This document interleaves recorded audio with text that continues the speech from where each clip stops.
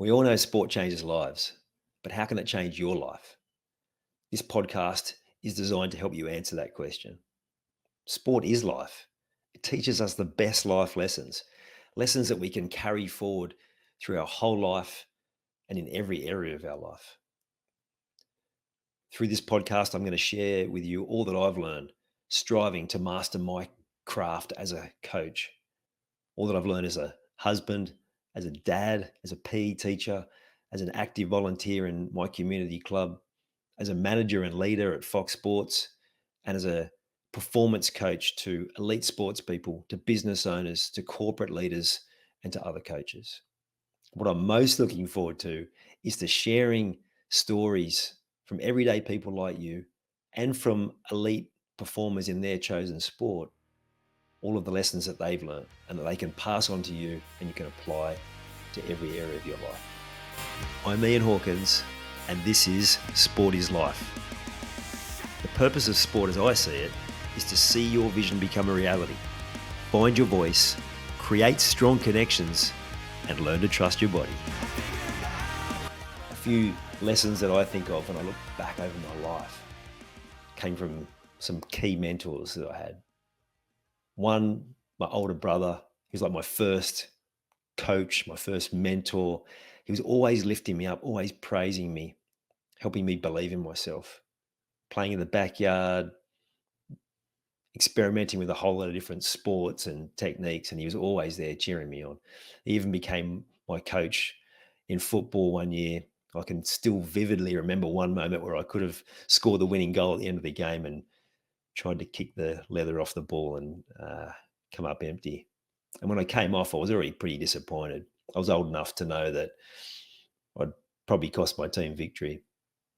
And the best thing he could have possibly said was, he said, "Oh, imagine if you'd made contact with that, you would have broken the net." Now that just made me feel great.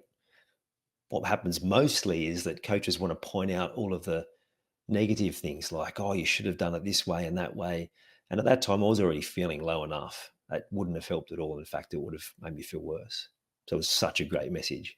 And he's been that constant source of encouragement and positivity through my childhood and even into my later life. He's passed on a heap of great lessons.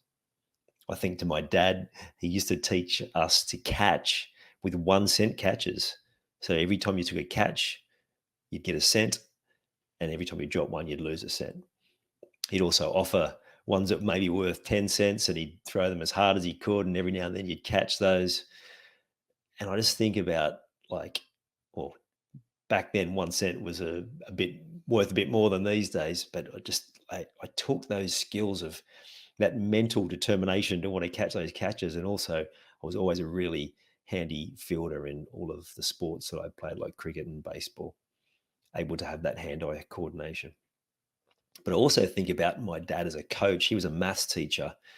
And it was the one space when he was showing me maths where he was able to stay calm and patient and show me the skills and the tools that I needed.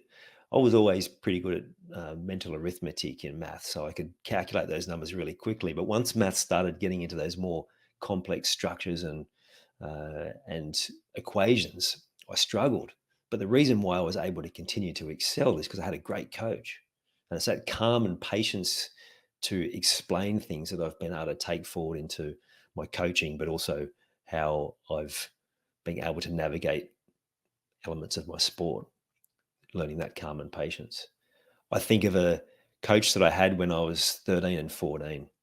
His name was Frank Haffey. He was a former Scottish goalkeeper. He knew the meaning of resilience. He basically had to leave the country because he conceded 9 goals in one famous international, and he was copping a fair bit of flack for that. Even back in those days, that players still felt the pressure. But he said something to me that really, well, a couple of things that really stuck with me. One of them was, you have to always be talking on the field. You should be coming off with a sore throat because you're constantly talking. Now, I don't remember if he said this to every player, but it was something that stuck with me. And I can remember as a shy kid, learning to use my voice on the sporting field had such a positive impact to all areas of my life. It's still how I play sport now, encouraging, constantly talking, looking for ways to improve me and the team.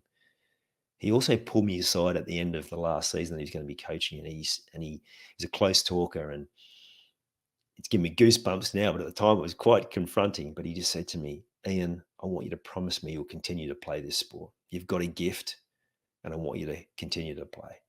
And that stuck with me. And I did. I continued to play. I had a few years off here and there, but I continued to play only to a couple of years ago till I was 49. But that message of belief from him, that message of finding my voice, such a huge impact. So my dad, from helping me see that with the right coaching, you could turn your vision into a reality. My brother helping me to trust my abilities, to trust my body. From Frank helping me find my voice. And then I think about how I used to watch sport. I was always an observer. I was a quiet kid, shy kid. I was always watching. I was watching sport, looking at how the different teammates connected. I can remember when national teams would play, and I'd be thinking about how maybe there was some tension when they were playing against each other at a club level or at a state level, and now how are they connecting? And that's something that just has come second nature to me. And I love being able to pass on those lessons. Now for you can't always join the dots looking back unless you've got some context. And so again, this podcast is to start getting you thinking a different way, a change of perspective, so you can really identify those life lessons that sport's given you and how you can use those skills in other areas of your life. And if you're still playing some sort of sport now, it's how can you take those transferable skills in other areas of your life and apply them to sport as well. So that's what this podcast is for. Sport is more than just a game. Sport is life. Welcome to the show. You've taken the time to listen to this whole episode. Now it's time to take action. Commit to one thing you've learned today and make it happen. And to avoid any obstructions, join the Sport is Life movement by clicking on the link in the show notes.